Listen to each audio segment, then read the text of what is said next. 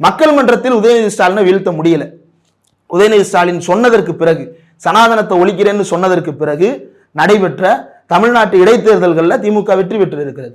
தமிழ்நாட்டில் நடைபெற்ற நாடாளுமன்ற பொதுத் தேர்தலில் திமுக 100% வெற்றியை பதிவு செய்திருக்கிறது. அப்போ தேர்தல் களத்திலையும் மக்கள் மன்றத்திலையும் உதயநிதி ஸ்டாலினுடைய கருத்துக்கு மறுகருத்தை வைத்து வெற்றி பெற முடியாதவர்கள் நீதிமன்றத்தை வழியாக பயன்படுத்தி கொண்டு இந்த அரசியலமைப்புக்கு உட்பட்ட சில பேச்சுவார்த்தைகளை நடக்கக்கூடாது என்று விரும்புகிறாங்க. இப்ப உதயநிதி ஸ்டாலின் அவர்கள் பேசிய பேச்சுக்கு மறுப்பு பேசுறது அப்படின்னா, நீங்க ஒரு கூட்டம் போடுங்க, புத்தகம் வெளியிடுங்க, கண்டன ஆர்ப்பாட்டம் நடத்துங்க, என்னன்னாலும் பண்ணுங்க, அல்லது அதை மறுப்பு தெரிவித்து தமிழ்நாடு தழுவி அளவில் கூட்டம் நடத்துங்க, பேரணி நடத்துங்க. யார் உங்களுக்கு வேண்டாம்னு சொன்னது?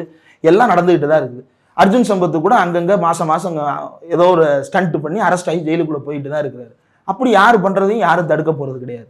மாறாக அதை தேர்தல் களத்தில் தோக்கடிக்க முடியலன்றதுக்காக நீதிமன்றத்தை பயன்படுத்தி இவரை ஜெயிலுக்குள்ள கொண்டு போயிட்டோம்னா இவர் பேசுறதை தடுத்துடலாம் அப்படின்றது அயோக்கியத்தனமான வழிமுறை. இந்த அயோக்கியத்தனமான வழிமுறைக்கு இந்த ஆர்டிகல் 32 பயன்படுத்த முடியாது என்று பேலா திரிவேதி மற்றும் வரலை ஆகிய அமர்வு தீர்ப்பு கொடுத்திருப்பது உள்ளபடியே வரவேற்கத்தக்கது.